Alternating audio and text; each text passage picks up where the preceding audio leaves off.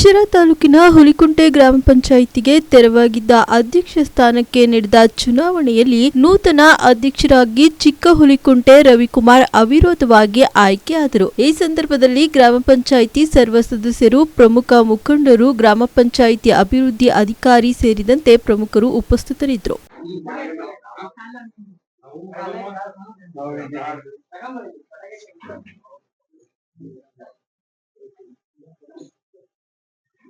ಹುಲಿಕುಂಟೆ ಗ್ರಾಮ ಪಂಚಾಯತಿಗೆ ಅಧ್ಯಕ್ಷಕ್ಕೆ ಆಯ್ಕೆ ಆಗಿರೋದಕ್ಕೆ ಮೊದಲನೇದಾಗಿ ದೊಡ್ಡೇಗೌಡರವರು ಅಧ್ಯಕ್ಷ ಸ್ಥಾನಕ್ಕೆ ಸ್ವಇಚ್ಛೆಯಿಂದ ರಾಜೀನಾಮೆ ಕೊಟ್ಟು ನಮ್ಗೆ ಅವಕಾಶ ಮಾಡಿಕೊಟ್ಟಿರೋದಕ್ಕೆ ಮೊದಲನೇ ಹೊಂದಿಸ್ತಾ, ಆಮೇಲಿಂದ ಪ್ರತಿ ಗ್ರಾಮ ಪಂಚಾಯತಿ ನಮ್ಮ ಸದಸ್ಯರು ನಮ್ಮನ್ನು ಇವತ್ತು ಅವಿರೋಧವಾಗಿ ಆಯ್ಕೆ ಮಾಡಿದ್ದಾರೆ.